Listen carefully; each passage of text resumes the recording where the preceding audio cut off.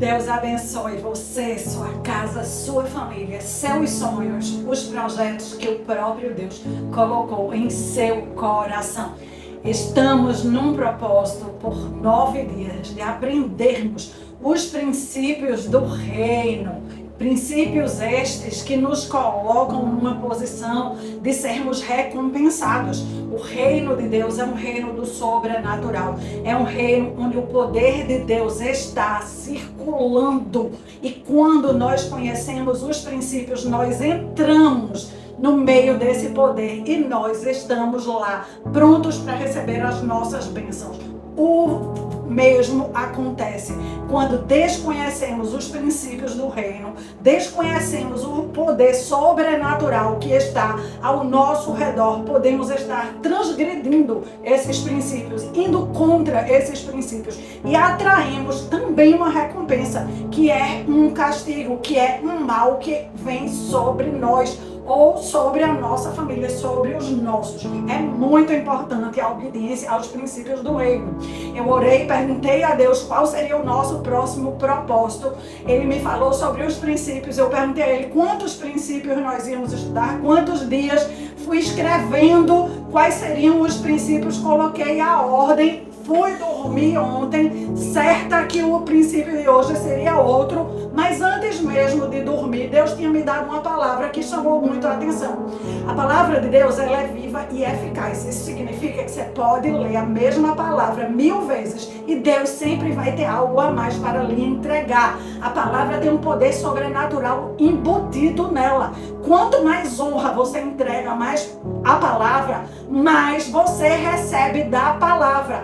Quanto mais você entrega a Deus, se você recebe a palavra como uma palavra profética, você vai receber a recompensa das profecias. Se você entrega a palavra, a honra de ser uma palavra justa, você vai receber a honra da justiça. Se você entrega a honra à palavra apenas de ser uma palavra que merece um pouco da sua atenção, você vai receber proporcional. Então, nós já aprendemos no princípio de ontem que tudo que recebemos de Deus é proporcional à honra que nós entregamos a Deus e às pessoas. E aí a palavra que eu ouvi me chamou muita atenção, porque eu já tinha ouvido aquela palavra de outra maneira, mas eu nunca tinha aprendido daquela forma. Eu fui dormir pensando naquela palavra, mas eu não fiz a associação, até que eu, quando acordei, o sonho que estava na minha cabeça, muito nítido, era de uma pessoa, eu falando com essa pessoa, ela era muito triste, muito cabisbaixa, e tudo que eu fazia a ela de perguntas para tentar tirar ela daquela tristeza, tentar mostrar ela o lado bom da coisa, tentar reverter a própria visão dela, ressignificar, ela só continuava dando mais justificativa para continuar atolada no mal, atolada na tristeza, atolada naquela situação que não tinha solução. Eu já fui anotando aquele sonho e perguntando a Deus, meu Deus, é para eu mudar, não é? Porque o princípio que eu vou falar para você hoje se chama princípio da autorresponsabilidade. E este princípio eu só ia falar no dia 7, mas foi o próprio Deus que trouxe o princípio para o dia de hoje. Eu ainda fiquei me questionando, fiz as minhas orações e fui para o trabalho. No caminho do trabalho, Deus veio a terceira vez com a mesma palavra. Então eu já tinha tido 2 confirmações. Quando veio a terceira, eu entendi que não era para esperar. Alguém aqui, ou mais de uma pessoa aqui, precisa receber essa palavra e precisa receber ela hoje. Nós todos precisamos entender que uma palavra que vem dada assim por Deus é como a Trindade. A Trindade são 3 pessoas. Tudo que você recebe em triplo é mais do que certeza que você tem que fazer. Então eu tenho mais do que certeza que Deus está levando essa palavra a todas vocês que estão me acompanhando, aos maridos de vocês que estão chegando aqui agora, aos filhos de vocês. Essa palavra mostra para você o quê? O poder que está na sua mão. É o poder da autorresponsabilidade. E eu quero ler o texto para nós entendermos essa palavra que está em Gênesis 3, do versículo 8 ao versículo 13. Naquele dia, quando soprava o vento suave da tarde, o homem e a sua mulher ouviram a voz do Senhor Deus, que estava passeando pelo jardim. Então se esconderam dele no meio das árvores. Mas o Senhor Deus chamou o homem e perguntou, onde é que você está? E o homem respondeu, eu ouvi a sua voz quando eu estava passeando pelo jardim e fiquei com medo, porque eu estava nu, por isso me escondi. Aí Deus perguntou: e quem foi que lhe disse que você estava nu? Por acaso você comeu a fruta da árvore que eu tinha proibido você de comer? Ao que o homem respondeu: a mulher que o Senhor me deu para ser a minha companheira me deu a fruta e eu comi. Então o Senhor virou para a mulher e lhe perguntou: por que você fez isso, mulher? E a mulher respondeu a Deus: a cobra me enganou e eu comi. Quero que nós entendamos aqui o que aconteceu. Neste texto é a queda. O mundo foi feito por Deus perfeito. O homem e a mulher foram colocados por Deus como administradores do jardim. Todos os dias eles tinham um encontro com Deus às 18 horas, na viração do dia. Deus é o CEO do universo. Naquele encontro eles conversavam todas as curiosidades, coisas que eles estavam aprendendo, coisas que eles estavam tendo dificuldade. Tudo era perfeito. A conversa com Deus era muito aberta, era constante. Eles conseguiam ver e ouvir Deus face a face. Mas aí veio a serpente. A serpente coloca para eles uma conversa, um papo mentiroso, um papo misturado, distorce o que Deus falou, e a mulher se convence que precisava comer do fruto. Além de comer, ela oferece ao homem, ele come, mas ambos sabiam que não era para comer. Os dois sabiam que não era para comer. Depois que isso tudo acontece, Deus vem ao encontro dele da mesma forma, igual Deus veio todos os outros dias, quando eles ainda não tinham desobedecido. Deus veio, mas eles se esconderam. Quem agiu diferente aqui foi o homem. O pecado no homem faz com que o homem haja diferente. Deus, ele é o mesmo ontem, hoje e sempre. Deus vai ser o mesmo. A palavra de Deus é eterna. A palavra de Deus vai durar sempre. Não vai ter mudança nem variação em Deus. Todas as mudanças e variações são em nós. Somos nós que, quando mordemos a isca da serpente, quando entramos pelo caminho do erro, do pecado, da transgressão, temos a nossa mente afetada, as nossas emoções afetadas, nós temos a tendência de nos esconder de Deus. E o principal, quando mesmo assim Deus nos dá uma oportunidade de falar para Ele o que está acontecendo conosco, nós, ao invés de dizer o que está acontecendo conosco, nós jogamos a responsabilidade para o outro. O homem jogou a responsabilidade para a mulher jogou a responsabilidade para a cobra. Nenhum deles teve a coragem de dizer: Deus, o que aconteceu foi o seguinte: a serpente veio com uma conversa muito bonita, eu achei aquilo fantástico, eu esqueci tudo que eu tinha aprendido com o Senhor e resolvi ir atrás de mim mesma, da minha própria decisão, da minha própria escolha, porque aquilo estava sendo apresentado, eu achei agradável. Errei, estou profundamente arrependido, não sei mais o que fazer. A mulher não fez isso, o homem não fez isso, eles apontaram. Então nós aprendemos aqui que ainda no ambiente perfeito, quando o pecado entra, o homem joga a responsabilidade para o outro. Eles estavam atravessando um caos. Tudo que eles conheciam, da maneira como eles conheciam, foi transformado, foi mudado. Eles estavam agora enxergando a própria nudez. Eles tinham vergonha da nudez. Deus não tinha vergonha deles. Deus não estava odiando eles. Deus não estava evitando eles. Ao contrário, Deus estava se apresentando a eles para dar uma oportunidade deles colocarem para fora o que eles estavam sentindo, o que tinha acontecido, qual era o erro, confessarem e pedirem a ajuda de Deus, como eles tinham feito todos os outros dias, todos os outros encontros. Mas não foi isso que aconteceu neste encontro. O princípio da autorresponsabilidade oferece para todas nós uma nova oportunidade, um recomeço, encarar a realidade. Vamos encarar o que foi que nós ouvimos, o que foi que nós gostamos tanto do que ouvimos, que fomos atrás daquilo, aonde aquilo nos levou. Qual é o prejuízo que nós estamos agora por causa de ter ido atrás da cabeça de A, de B, de C, ainda que A, B e C sejam as pessoas mais amadas. O texto lido aqui eram as pessoas mais amadas. Adão e Eva, eles se amavam profundamente.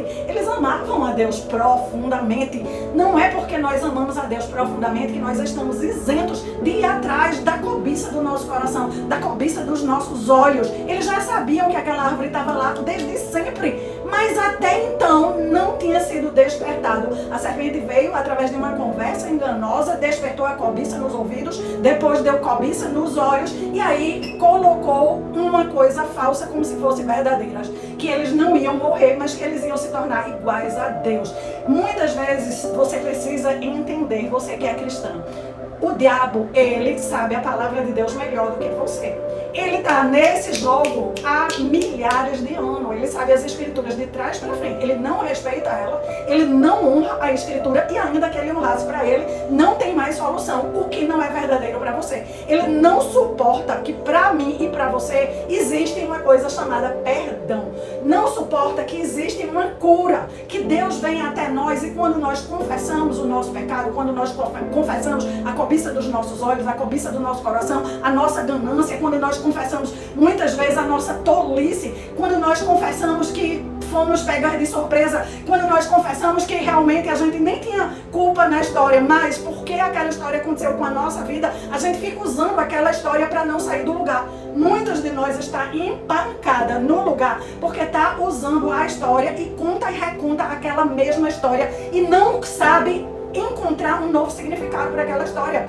Toda a história, nós podemos dar um ponto final nela por causa de Jesus. E nós podemos, com Jesus e com o sangue da cruz, receber a cura. Jesus foi ferido para que eu e você, por causa dos ferimentos dele, recebamos a cura. Para que nós possamos receber uma coroa de alegria e trocar pela nossa coroa de cinza. Mas muitas de nós colocou uma coroa de cinza e prefere continuar contando aquela história que foi esquecida, que foi abandonada, que foi traída, que o sócio o enganou, que teve que pagar milhões por causa do sócio, que a pessoa usou seu cartão de crédito e não pagou e você ficou com o nome no SPC. Isso aconteceu há 10 anos e você ainda não tirou o seu nome. Aquela pessoa, ela não honrou o seu nome, mas você também não está honrando o seu nome. Que tal aprender com o princípio da autorresponsabilidade? E nós vemos esse princípio numa pessoa muito querida chamada Jabes. Jabes está relatado num livro que para muitos as pessoas nem lêem, o livro de Crônicas. O livro de 1 Crônicas, ele só vai falando ali a genealogia das famílias. Fulano que é casado com Cicrano, que teve tantos filhos, que teve tal neto, que morou não sei aonde, diz de onde era, e vai dizendo quais eram as tribos. E ele vai se destrinchando um livro dentro do outro, um capítulo dentro do outro, falando isso. Mas 1 Crônicas, capítulo 4, do versículo 9 ao 10, conta em 2 versículos apenas a história de um homem vencedor, porque usou esse princípio que Deus nos deu para todas nós que somos cristãs. Ele nos deu o poder de, em Jesus Cristo, olhar na cruz, confessar toda a nossa dor, toda a nossa amargura, toda a nossa injustiça, confessar, mas tirar e deixar ali na cruz, deixar completamente, entregar a perda a Jesus, entregar o sofrimento a Jesus, entregar ele como um sacrifício, uma oferta, um holocausto, não pegar nunca mais. Tem uma história que essa mulher, ela contava para todo mundo que ela era muito amiga, e porque era muito amiga e tinha muita consideração, foi avalista de uma pessoa num empréstimo. Aquela pessoa não pagou o empréstimo e o banco executou a casa dela e ela perdeu a casa. Isso aconteceu muitos anos atrás, já fazia mais de 20 anos. Aquela mulher contava e recontava que tinha perdido o único bem da vida, perdido a sua casa porque tinha apostado numa amizade. Contava e recontava aquela história com muita amargura, até que ela entendeu o princípio da autorresponsabilidade. Ela não precisava ter emprestado a casa, ela não precisava ter sido avalista, mas na hora que ela foi avalista, ela concordou com aquele negócio, mas ela só conseguia culpar aquela pessoa que deu tudo errado. A pessoa não planejou as coisas para fazer errado, não. Algo mais aconteceu, o caos se estabeleceu e ela se juntou ao caos da pessoa, mas a pessoa continuou tentando sair do caos e ela continuava contando sua amargura, fazia questão de falar mal da pessoa, de falar mal de ser avalista, de falar mal de amizade, e ela vivia na amargura até entender o princípio da autorresponsabilidade. Ela foi para Cristo e pediu perdão. Perdão porque eu concordei, perdão porque eu era adulta, perdão porque eu podia ter dito não, mas eu escolhi dizer sim. Quando tudo deu errado, para mim foi mais fácil botar a culpa naquela pessoa e eu passei 20 anos da minha vida botando a culpa daquela pessoa. Agora eu quero entregar aquela casa perdida na cruz. Agora eu quero entregar todo o rancor, toda a amargura e eu quero pedir perdão. E na hora que ela perdoou a pessoa, na hora que ela entregou a casa, na hora que ela liberou a ofensa, ela também foi liberada. Enquanto nós não perdoamos as outras pessoas, nós não somos perdoados e a nossa vida fica empacada. Meses depois dela ter feito essa oração, ela estava com a vida reorganizada. Deus trouxe para ela uma nova oportunidade e ela, em pouco tempo, pôde comprar uma casa própria para sua família morar, que era o sonho de sua vida. Então eu quero lhe contar a história de Jabes. Também é algo que ele não esperava, aconteceu com ele. O parto de Jabes foi muito dolorido. Por algum motivo, a mãe de Jabes, no meio da dor, ela perde o juízo. Eu não sei se isso já aconteceu com você.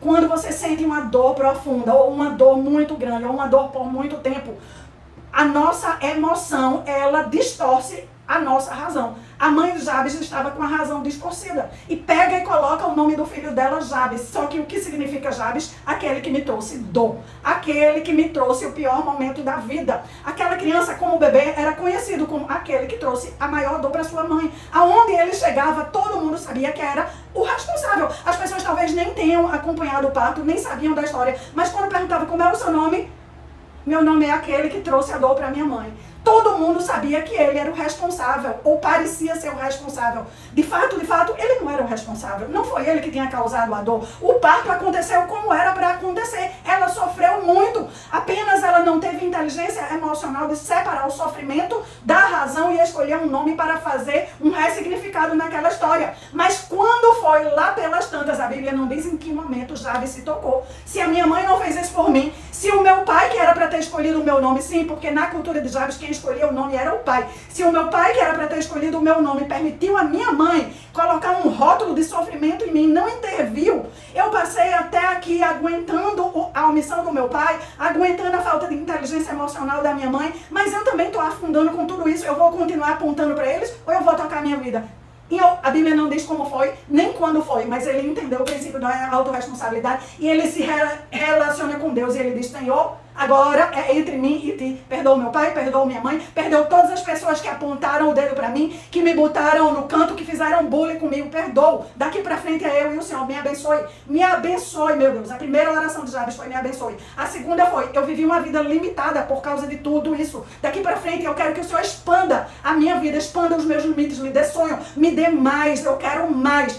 A terceira foi: mas eu quero que o Senhor esteja comigo. Eu não quero estar nessa empreitada sozinho. Eu só quero ir aonde o Senhor for. E a quarta oração foi: me livre do mal para que eu não venha a sofrer. Me livre das dores. O princípio da autorresponsabilidade nos dá o direito de recomeçar. Jabes fez isso com a vida dele. E 1 Crônicas diz o final da vida. Jabes foi o homem mais ilustre de toda a sua família. Ele começou a ser o homem mais ilustre quando ele tomou para ele a responsabilidade de dar a virada, de virar a chave para ele, de andar diferente, de pensar diferente, de falar com ele próprio diferente, de se tratar diferente, de não levar mais em consideração os rótulos de derrota, de dor e de sofrimento que tinham pregado nele. Jabes perdoou quem ele precisava perdoar. Jabes confessou a amargura, a mágoa, o que estava mantendo ele se arrastando até então, e dali para frente ele diz: agora é entre eu e o Senhor. Eu vou viver o melhor desta terra porque eu reconheço que Deus é o Deus do universo e eu vou me aliançar com ele. Jabes era inteligente. Eu não vou dar conta sozinho. Eu só quero ir aonde o Senhor for. E Deus foi com Jabes a ponto de fazer Jabes ser o mais ilustre de toda a sua família. O dia de hoje é para você entender que esse princípio está à sua disposição. Este princípio, ele lhe dá o poder de o que quer que seja que aconteceu, você resolver, que foi até hoje. Isso aí entrou na sua conta como algo negativo até hoje. A partir de hoje, você vai entregar todas as pessoas que lhe magoaram, você vai perdoar as ofensas dessas pessoas. Eu não estou dizendo que elas não fizeram, elas fizeram, eu aposto que elas fizeram, mas você também vai confessar o que passou dentro do seu coração, como você usou tudo isso como um ganho para não fazer com que você própria saísse desse lugar, para você mesmo se fazer de a pobre vítima. O problema da pobre vítima é que ela vai passar a vida sentada numa cadeira terrível. A cadeira da pobre vítima sempre vai ter que ter um vilão, sempre o outro vai ser pior do que ela e ela nunca vai ter um final feliz. Você precisa levantar da cadeira da pobre vítima. Você precisa fazer a sua aliança com o Deus vivo. O Deus vivo, a sua aliança, o seu maior amor precisa ser o Deus vivo. É nele que a sua confiança precisa estar. E parar de justificar o que quer que seja. É porque eu não tive a oportunidade. Não teve até hoje. De hoje em diante, Deus vai expandir e vai trazer novas oportunidades. Agora agarre todas elas. Não use mais como desculpa o que aconteceu com você. Não use mais como desculpa o seu passado. Não use mais como desculpa o que as pessoas fizeram para você. A sua dor, você use ela como trampolim para o próximo passo. Entenda uma coisa: Jesus sabe o que você sofreu. Foi por isso que ele foi para a cruz. Receba o que ele fez de sacrifício. Entenda que ele lhe entende perfeitamente e ele tem a força que você precisa. Ele tem a coragem que você precisa. Ele tem a esperança que você precisa. Ele tem as oportunidades que você precisa. Ele não é tarde demais para ninguém. todas que estão aqui. É o ano de 2024, é o ano da sua virada, é o ano de você crescer, de você prosperar, mas você precisa encarar a autorresponsabilidade e não voltar nunca mais ao papel da vítima. A unção que quebra todo o jugo, ela vem quando você está em movimento. A pobre vítima fica sentada na cadeira, ela não consegue se levantar para ser a diretora da própria vida. Você precisa levantar, você precisa sonhar. Para sonhar os sonhos de Deus, você precisa desejar algo diferente, você precisa escrever o que você está desejando, você precisa visualizar e você precisa começar a pedir a Deus as oportunidades para fazer com que aqueles sonhos se realizem. Vamos declarar o salmo deste propósito, quebrando todas as cadeias com todos os males que foram causados na nossa vida até o dia de hoje e aliançando a nossa existência e o nosso futuro, como também o nosso presente, ao poder que Deus tem de fazer milagres e maravilhas. Lembre que nós vamos orar. Orar é falar com Deus, mas depois agir. Jabes não ficou de braço cruzado, Jabes foi trabalhar, por isso ele se tornou a pessoa mais ilustre, a pessoa mais importante da sua família. Salmo 3 diz: ó Senhor Deus, temos tantos inimigos, são muitos os que se viraram contra nós. Eles conversam ao nosso respeito e até fofocam. Deus não vai ajudar essas pessoas, mas Tu, ó Senhor, nos protege como um grande escudo. Tu nos dá a vitória e renovas a nossa coragem. Chamamos o Senhor para nos ajudar e lá do seu Monte Santo Ele nos responde. Nos deitamos e dormimos tranquilos. Acordamos porque o Senhor nos protege. Não temos medo dos milhares de inimigos que nos ameaçam de todos os lados. Vem, ó Senhor, salva-nos, ó nosso Deus. Ataque os nossos inimigos, humilhe aqueles que fizeram planos maus ao nosso respeito e acabe com o seu poder. És o Senhor que nos dá a vitória, ó Senhor Deus. Abençoa o teu povo. Abençoa, Senhor, cada uma dessas que estão nesse propósito junto comigo. Cada família aqui representada. Cada rótulo que foi colocado de tristeza, de dor, de derrota, de dívida, de não fazer as coisas dar certo. Rótulo de a pessoa que nunca faz com que a coisa prospere. Rótulo da pessoa que não acaba. Rótulo da pessoa que não cresce. Rótulo da pessoa que traz problema. Seja qual for o rótulo, esses que eu falei ou outros,